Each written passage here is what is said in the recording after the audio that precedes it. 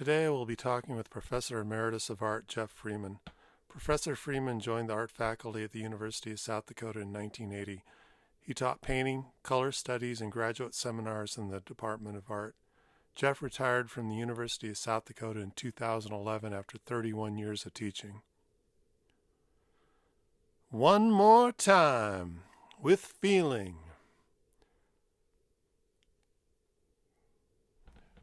Welcome to Rapid Art.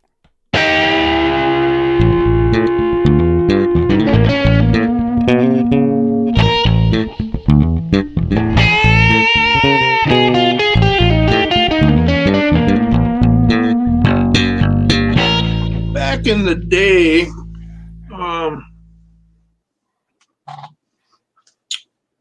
the question for me was, and a lot of people was, what is art and how do you determine, what being creative actually is?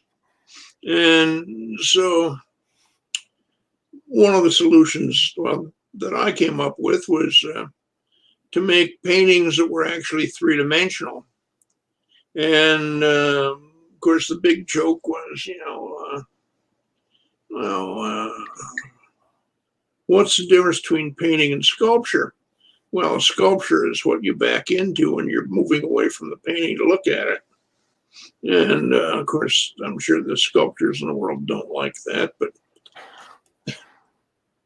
this is actually a wall hanging, if you want to put it that way, a wall sculpture, if you put it that way.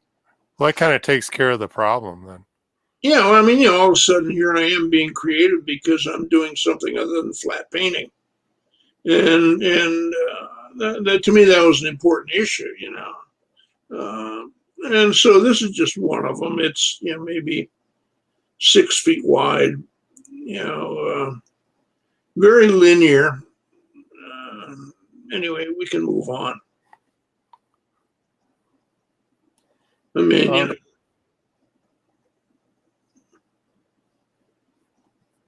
Well, I mean, if you want me to talk about the symbols and things that are in it.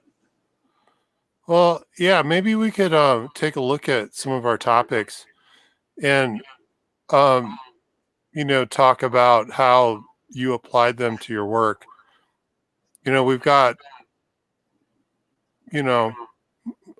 like you consider these modern paintings, right? No. Are they works of art or are they? Well, they're works of art, and I consider them to be paintings. Okay. But this particular one, this one is in the collection at the Joslyn Art Museum in Omaha. But anyway, it's about maybe 10 feet wide, 7+ feet high. Modernism basically said that a painting, was flat and it was made of paint. There was a real no-nonsense application of that idea. And of course, that's not all modernism had to say, but that was one of the premises they had. So, whatever a person did on a canvas in order to be true, in order to be real, whatever that might mean, is that it had to be flat and it had to use the properties of paint. Just like, in music, you use notes. Well, in this we use paint. But the secret is how you put it together. What goes where, what do you use for emphasis, how do you create visual difference, how do you create movement around the picture plane. Well, as far as materials go, I mean, with modernism, there's a truth to materials, but it seems like with this work, there's sort of a transformation of materials. Yeah, So that's is that true, or is that part of the, as far as just sticking with the materials for a minute? Well, it's true, I guess. It's partly true. I mean, what you see is what it is, I mean, you don't really know what is beneath all that paint. But that's kind of, yeah. It's a three-dimensional piece, and it undulates as you move across the picture plane.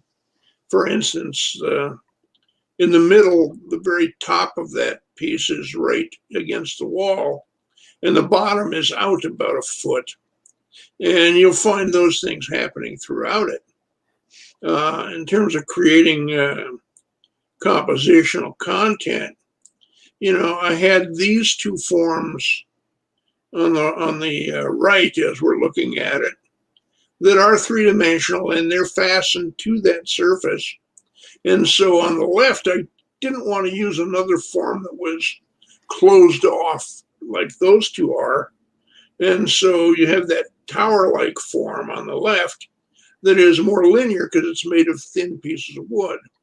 And the piece in the middle, is a little bit thicker than the wood in the left, but and it's a different scale also, so to speak. And it goes down off the wall onto the floor. And so I don't think it's modernism in the purest sense. And I think that there's a narrative that's going on with this piece. And I'm not saying what the narrative is either, but there's an interaction between the parts and the whole.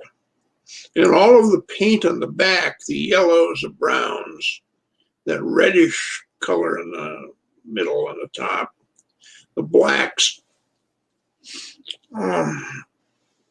those are all very textured, and they serve as an atmospheric backdrop for what I consider to be a kind of a ballet of these parts hanging on the front of it. And so it's very, in a way, it's kind of theatrical, with all that's the major part of the piece being a backdrop for those smaller things that are in effect kind of dancing around on the surface. I remember you once, I think it was you, described it as weather.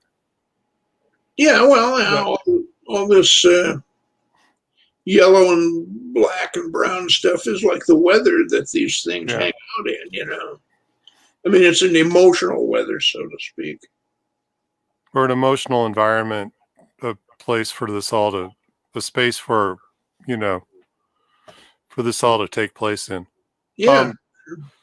Well, okay. One of the things I always really appreciated about your constructions was, if you walk up to one and you have no idea from looking at the surface, the texture of the piece, it appears like they could be made out of stone or sometimes wood. They look like they could weigh hundreds of pounds. But the truth is, a big part of it, I mean, a lot of that, the material is like different types of construction foam. Is that right? Yeah, it's like styrofoam or whatever, and what I'll do is I'll cut it to a certain shape, and then I'll shave it down. So, a form can be thinner on the edges and thicker in the middle. And once I have that accomplished the way I want, I cover it with a mixture of, in a lot of cases, I use some sand that I found in a Missouri River sandbar, and I mixed it with Roplex, which is acrylic gloss medium. And then I applied it with a trowel or whatever, and I'd use another trowel to put grooves in it. And when it was dry, then I'd paint it till I got it the way I wanted it to look. So that's what we have with this one. Okay, we could take a look at the next one. And, do you happen to have the titles handy? Well, the last one was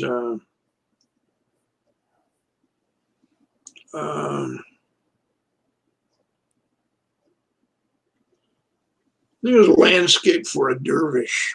Okay. And you oftentimes reference dance in your titles. Yeah. Is there a reason for that? Does that have something to do with the content of the work or the meaning? Well, I don't know. I normally had listened to a lot of music while I was making these. And I like music because, the rhythms it sets up and, and so I guess it's partly because of that.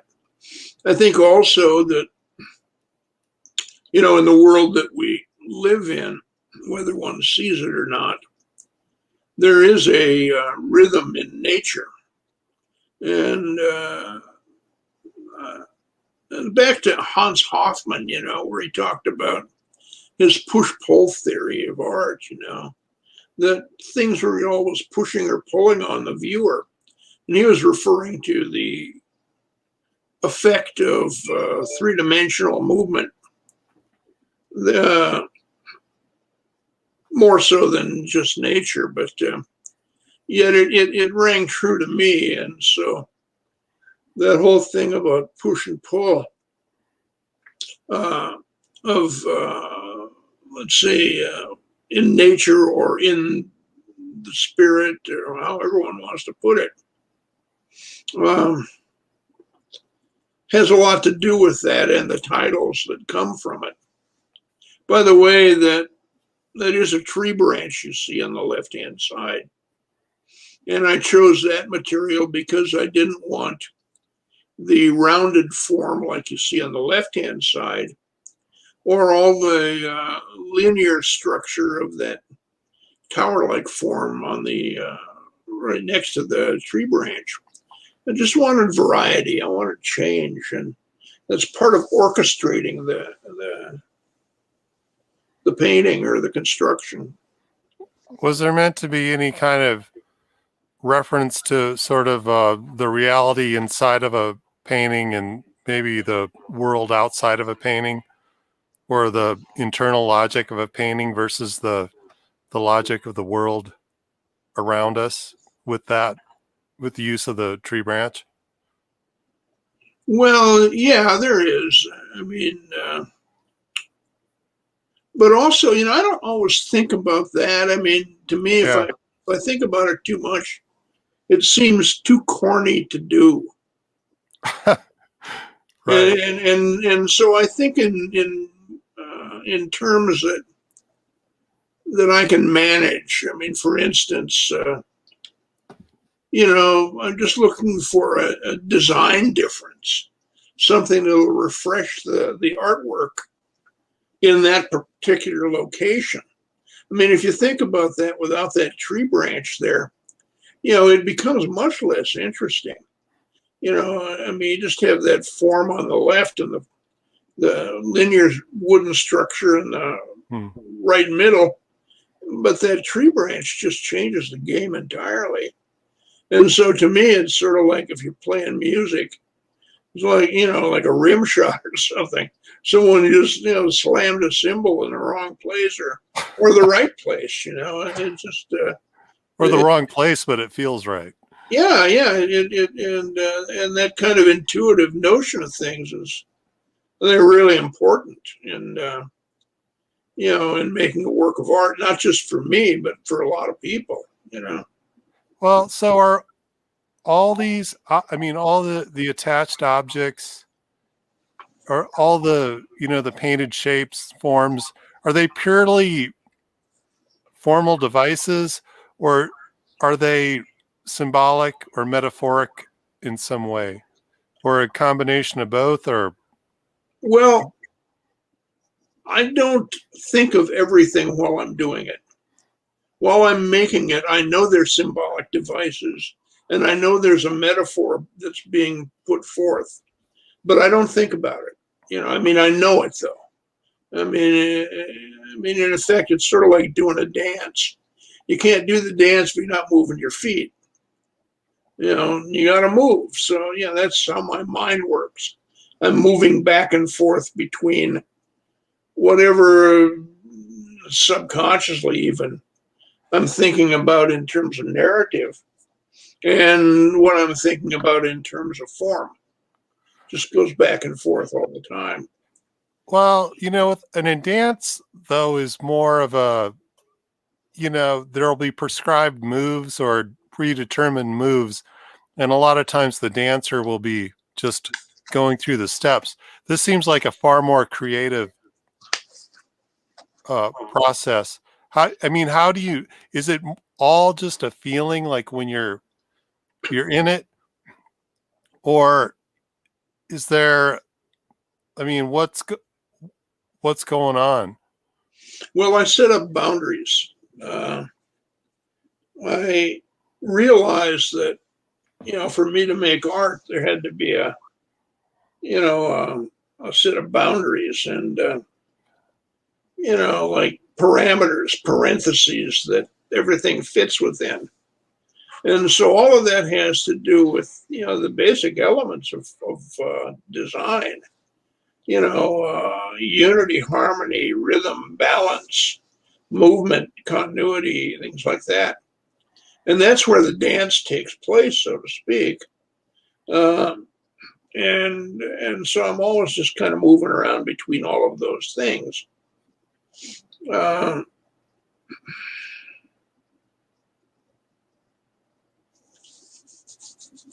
I don't know where I'm going with that one. If you want to ask me another question.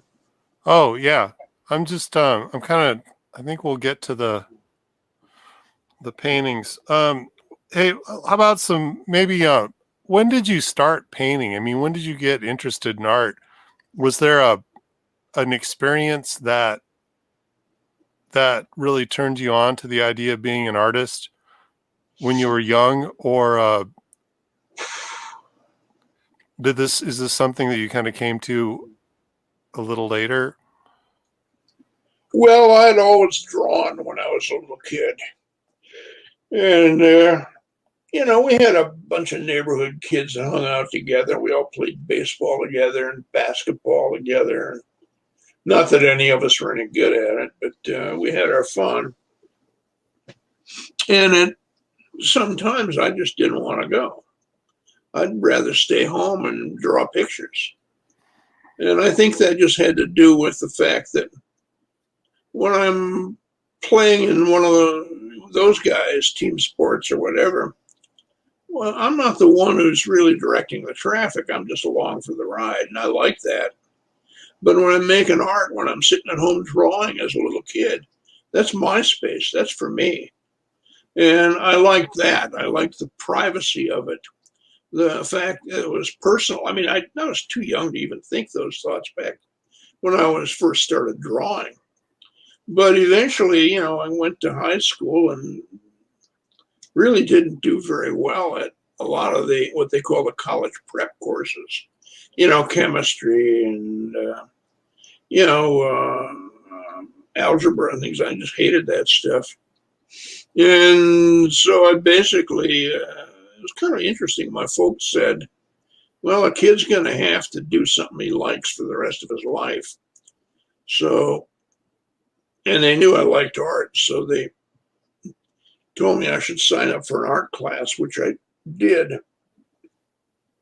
And in terms of the art class, the teacher was very, very positive about what I was doing. And so I went into art school, so to speak, at Morehead State College.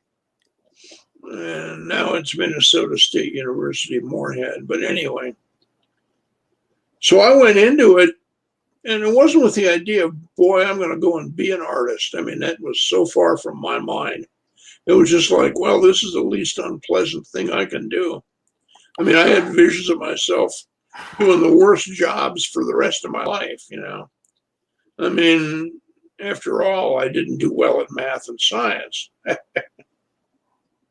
So I took art classes, and when I was at Morehead State, I found out I was pretty good at it. I thought there were going to be all kinds of people there that were better than me. And I found that I did quite well there. And so I just kept taking art classes, not with the goal in my ego that says, oh boy, I'm going to go be an artist. It was sort of like, well, hammer hasn't dropped yet. You know, I'm still doing okay with this. So I just kept doing it and, kept doing it and find more opportunities. And finally I ended up with 3 degrees in art, and a college teaching job. So, it wasn't like my ego told me to do it. It was just like, keep shuffling along and hope it turns out. And by the time I was getting my MFA, my ego was finally, and getting my MA degree, my ego was fully invested in the process by then. So that's how, but I started painting when I was a senior in high school, officially anyway, in something that wasn't paint by number. So at what point did you start doing the constructions? Did that become part of your practice? Well, boy, that's also not a simple question to answer. Because there are 2 different parts. Like when I was an undergrad, there was a guy named Doug Salveson. Hey, Doug, if you ever listen to this, I just dropped the name. But anyway, he was really a terrific artist. And he started pouring polyurethane foam resin. He'd mix acrylic with it and pour it on raw canvas and getting these Abex-looking things. They weren't smeared around. They're very well designed. And I liked that idea. I thought I'd try it. But with my work, everything was drawn out, then taped off, masked off. And I'd pour the stuff in there and pull the tape off before the stuff set up. So that was the first time I did it. And I did it at the University of North Dakota as well for a bunch of things. And finally, when I was in graduate school, getting my MFA at the University of Wisconsin in Madison, that was when I was making, flat paintings on a grid. And it just came to the point where they were kind of dry and I needed something fresh. So I took the big risk and I made a construction. And that turned out okay, and I kept doing it. And so that was back in like 78. Yeah. 78, yeah. So, at that point, as a young artist, you were probably looking at other artists. You're probably taking in a lot of art.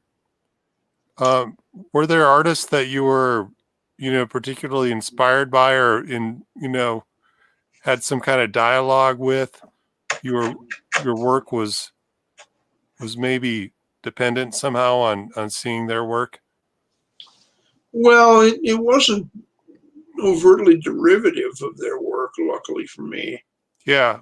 Well, no, but but we all feed off each other. All artists do that. We see someone's doing this, oh, that might be worth thinking about. Mm-hmm.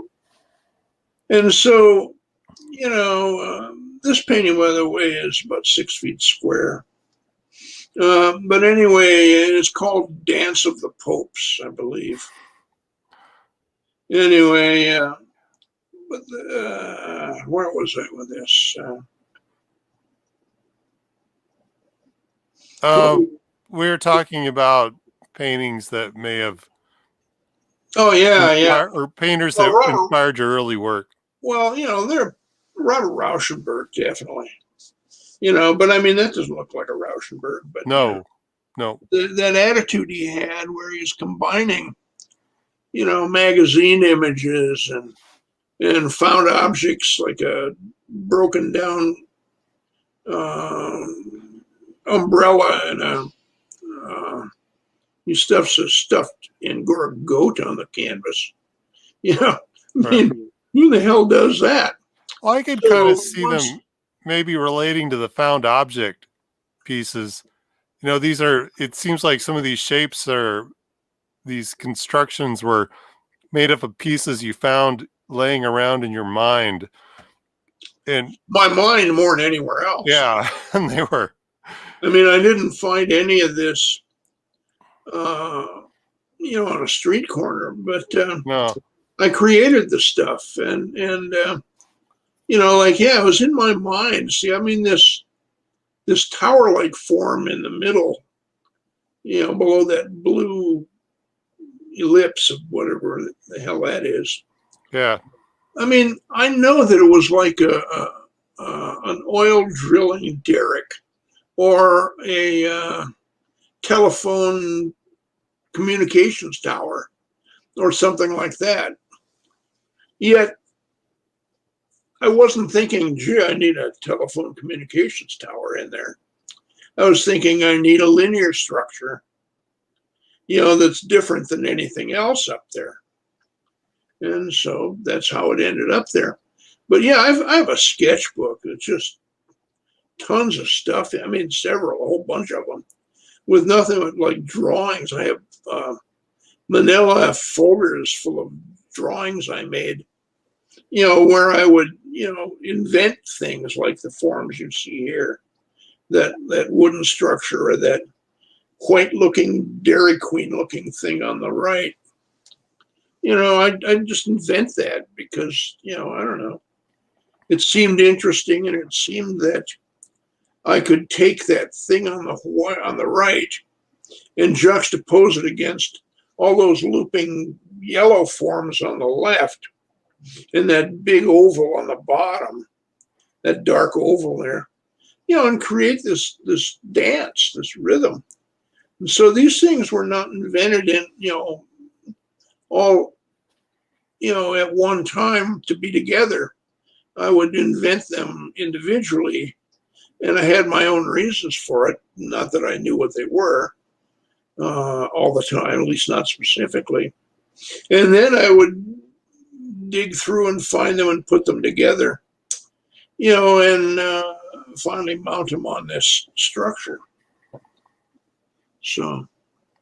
Okay. I've been lucky enough to look through a notebook or two with you, a sketchbook, one of your sketchbooks, and they're catalogs of shapes, mostly the one I remember, invented shapes. And I mean, do you have a sense that some are maybe better? I don't know if better is the right word, but I mean, what makes one more important than the other? Is it how they'll be used in the work, or does it have resonate personally somehow, emotionally or intellectually? Well, I just sit there in front of that sketchbook and draw these things. Mm-hmm. And I've got tons of them are awful. I'll never use them. But how do you know which ones are awful? Well, I don't know. It makes sense somehow. Okay. It resonates with me, and I think sometimes it looks clumsy on one side, and I can't put it with something that's more elegant on the other in some particular case. So I basically just look through until I find something I think will work, and then maybe I'll just reinvent one. I'll invent a whole nother object or form to go with things like that white form on the right on this one. So that's kind of how it works. Okay, you spent quite a bit of time on the constructions, a number of years, and developed that way of working. And then, like, your most recent work are these paintings. Is that right? Yeah. Yeah. And I mean, can you tell people, like, what do you feel? I mean, like, how do they differ? Maybe how are they the same? The paintings with the constructions. Was there a reason why you switched, why you kind of left the constructions behind?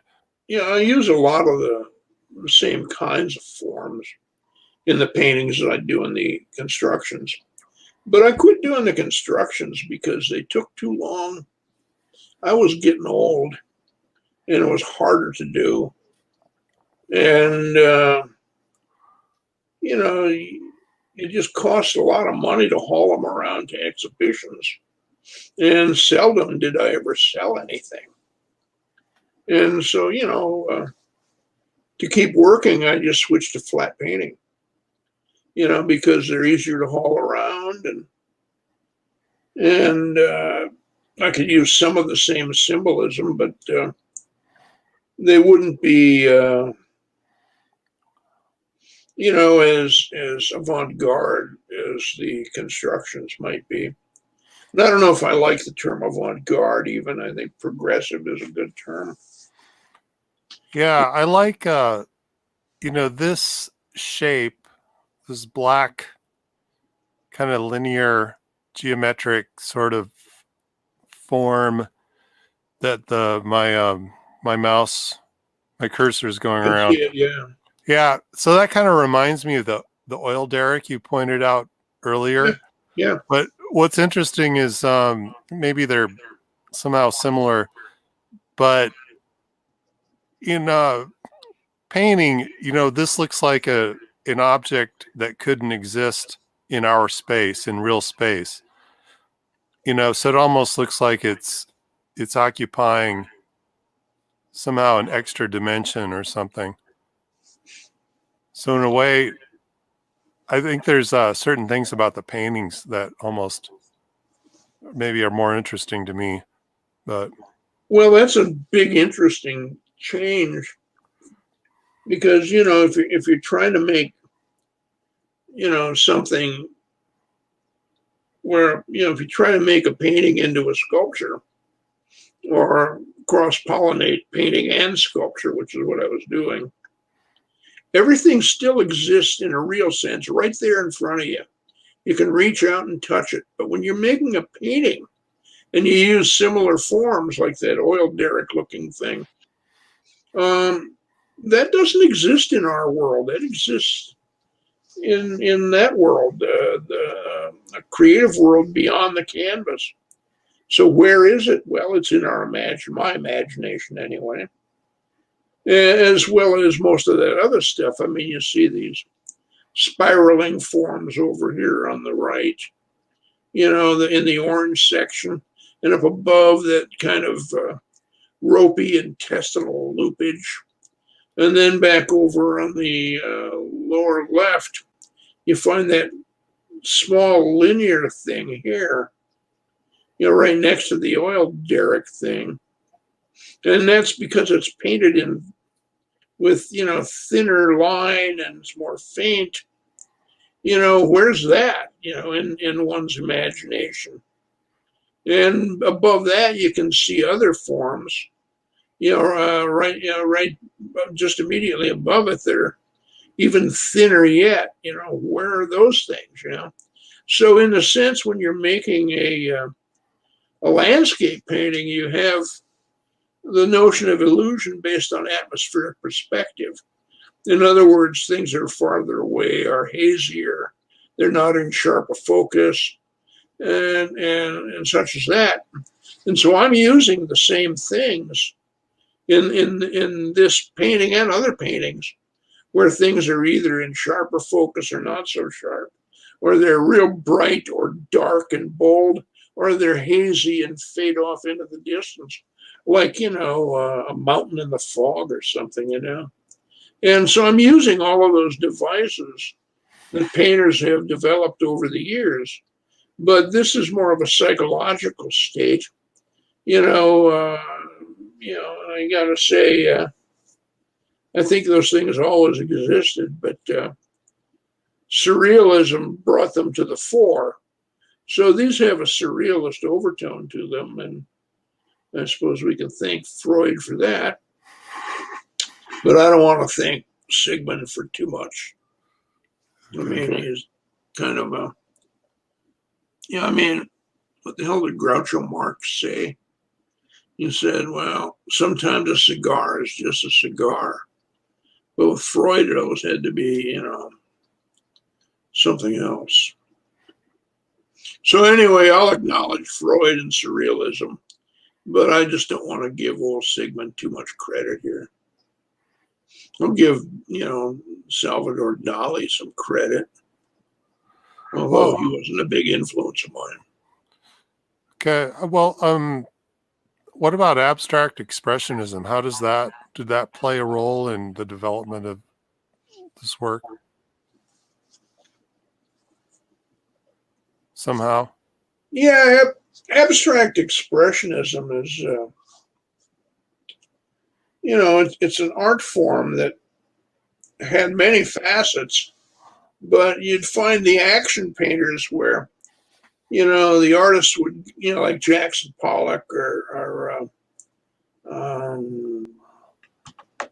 de Kooning, where they would go up to the canvas with paint in hand, and they would spend this time making this painting. Might be a short amount of time or a lot of time, but it was the autobiography of the artist as he or she was making the artwork. And with my work, it's not action painting. It's different than that. It's more, calculated. I spend time thinking about what can go here and what can go there. And, in terms of balance and rhythm and movement, and to some extent, surprise. I just want the painting to be surprising in some way.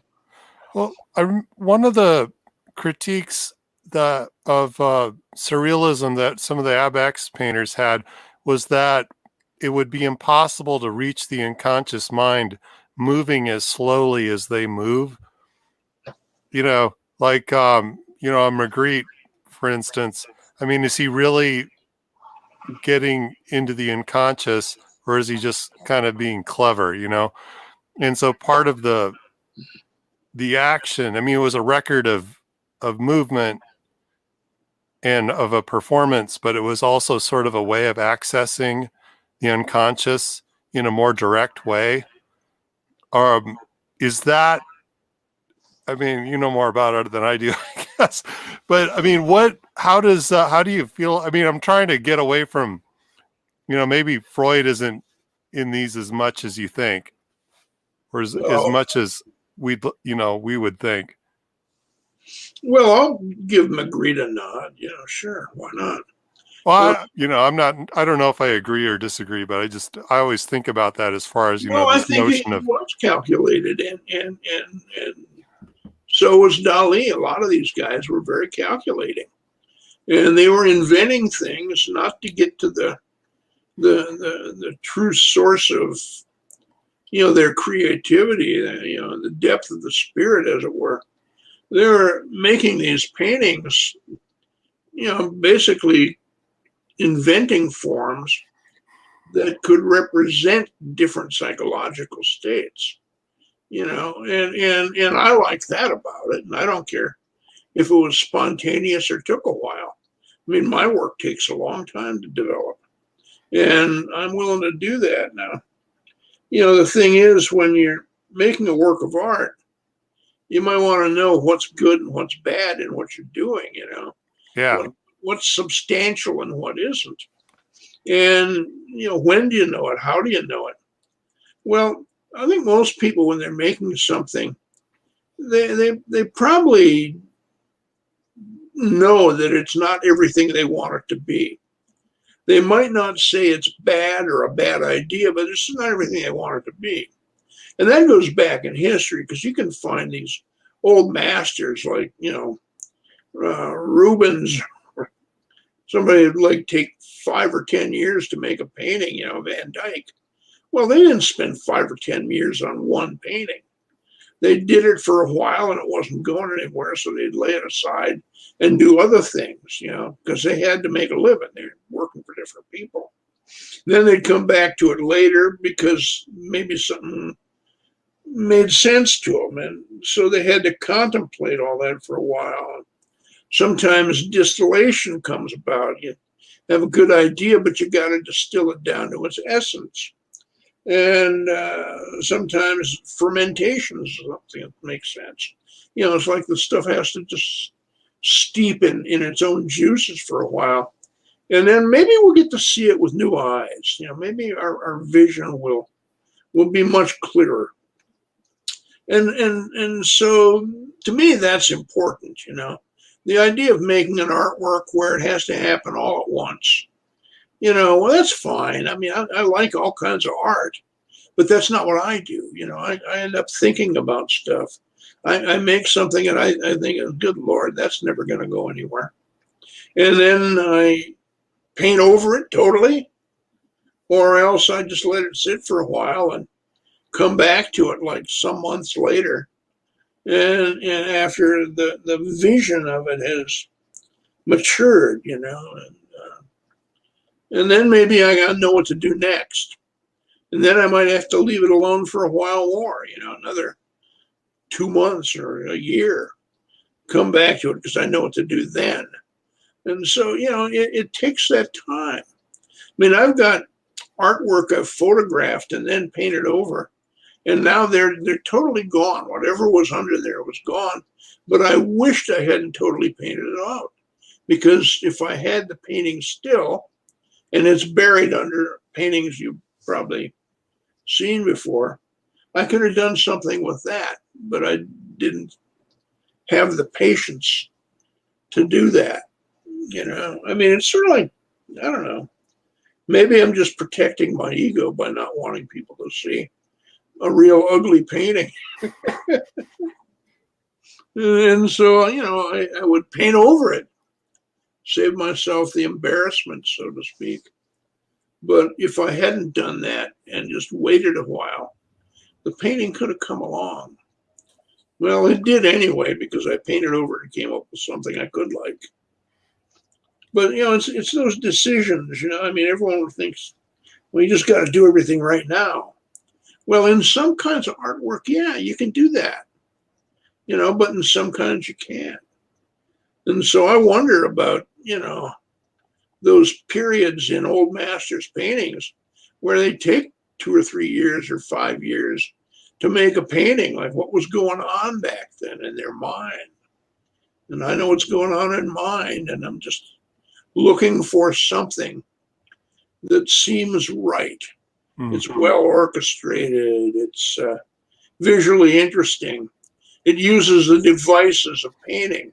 Well, like this one we have in front of us, like I say, some things are really in sharp focus. Some things are a little less focused and fuzzy, and they're buried back in there. And those are like different psychological states, as you move farther back in space, It's the same thing landscape painters done for years, like I say, like Leonardo, I think, among the people that developed atmospheric perspective, by, having things get lighter as they get farther away. And so that's kind of what's in there. I mean, I don't spend a lot of time thinking about all that.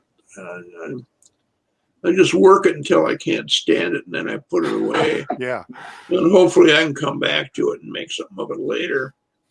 And it ends up in this case having all these devices that indicate a sort of, well, a surrealist, let's say, use of Renaissance atmospheric perspective. Yeah, I remember seeing artwork in magazines or in textbooks, and it'd say something like, the date would be 1876 to 1884, 19. Yeah. It'd be over the course of a number of years. And I'd wonder, wow, how is that possible? And now I kind of know how that works. There's paintings in between, and there's there's a lot of life that can go by that gets in the way, or maybe solves the problem at some point. I just want to drop something in here. Yeah. There's a quote by a writer named Richard Wilbur that said, the relation of art to reality is an oblique one. And indeed, there is no good art which is not consciously oblique. If you respect the reality of the world, you know that you can approach that reality only by indirect means. And then another one by a writer named Rita Dove says, music and poetry have much in common.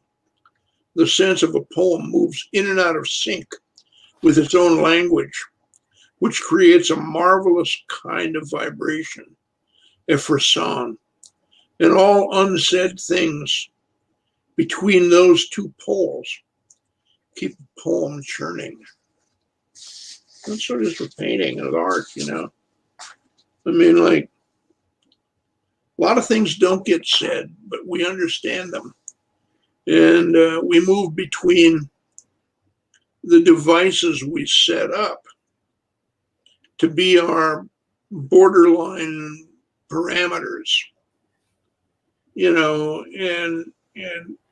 but the fact is, it's how they move. And I think that's really an important factor in making art. I mean, that's not all true about all art. I mean, some artists just like to make a splash, you know. I mean, how much finesse do you need in Andy Warhol? You know, I mean, but yeah, those things, that notion of moving into the world in an oblique manner. I mean, that's how it is, you know. I mean, if I'm talking to somebody I've never met before, I don't come up with any heavy interrogation of the guy, you know. I just sort of talk to him or talk around to him a bit and nudge him around, and hopefully he'll say something we can relate to each other, you know. And so painting is like that, you know. It's just, you know, we delve into it and we bump into things, and sometimes they knock us out of the picture, and then we have to invite ourselves back in. I mean, it means something, you know, that we're doing this. And I think there's an elevation of the human spirit in the fact that people make art. I mean, it's more so in music, you know. I mean, like, I don't know anything about classical music except I do enjoy it. But, you know, you got to get a handle on this one. I like Rossini overtures. And I have a CD with that stuff on it. It's great.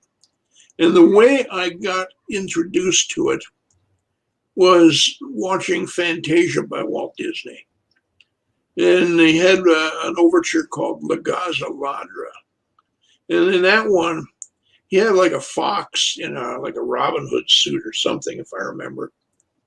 And he was chasing a hippo in a tutu around a classical setting with columns and everything else. I mean, it was hilarious, but I loved it. And the William Tell Overture from The Lone Ranger. I mean, you know, those are Everybody's favorite. You know, and a person doesn't have to dig into art on this high, deep level that artists like to say they're involved with. And maybe we are, maybe we aren't. But, you know, they can find access to music and art, you know, through all kinds of means in their normal, everyday existence. So. Well, I like that idea of art and reality being obliquely related. It kind of makes me think of how, you know, difficult sometimes it is to kind of get into that zone when you're working and, you know, things are really going well. And sometimes it seems like the more conscious you are of the fact that you're trying to get to this place, the less likely you are to get to it. Yeah. I mean, it's almost like you really do have to, you know, sneak up on it.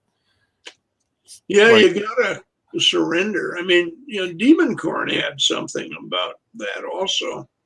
And I don't have it in front of me or anything, but he said something about he had to approach a painting and make it really bad before he could make it good. He said something about how he had to get all of his conceits in the painting first, and by that he meant, just things that he'd normally like, but he knew wouldn't fit.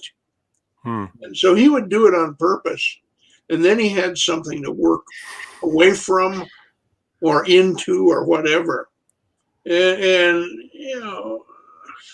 Richard Diebenkorn is one of my favorite painters, Him and Rauschenberg and Hans Hofmann. I like Jasper Johns. There's so many artists I love, but that's the whole story, It's just you start out with something, it's your best effort, and it may be really your dumbest idea ever, but you put it forth whether it works or not, and eventually you turn around and bring it back, and maybe you can make changes, and all of a sudden what was a not very good idea becomes a fairly good idea. It becomes a good painting. And I think that's an important factor. Yeah.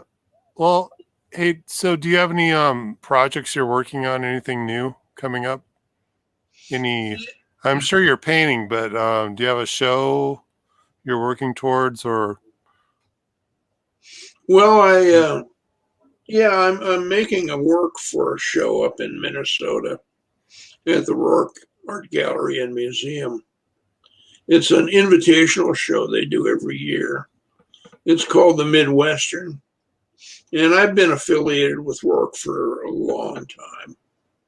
And so I get invited to the show and I like participating in it.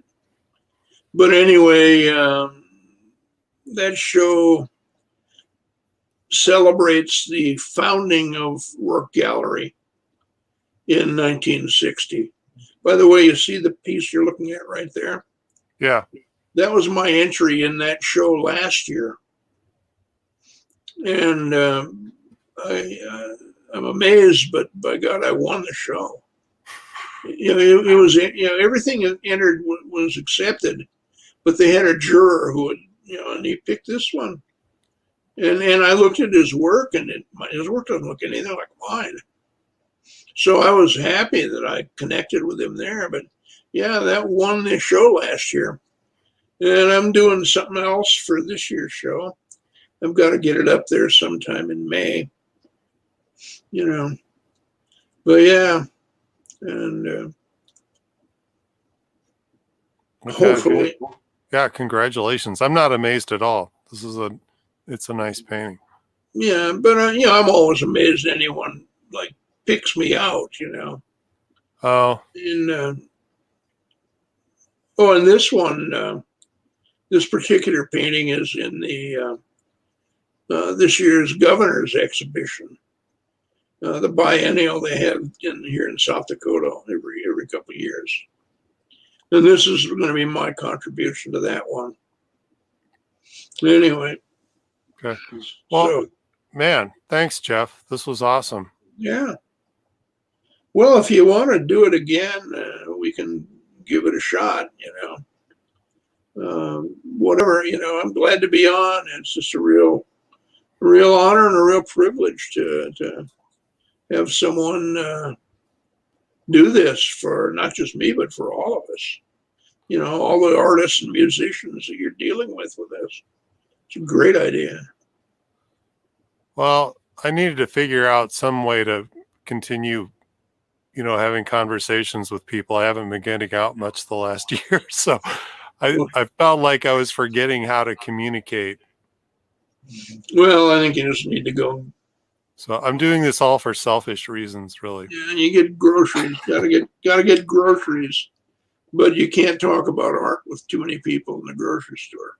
Yeah, sometimes it's hard to find anybody that wants to talk about art, but yeah.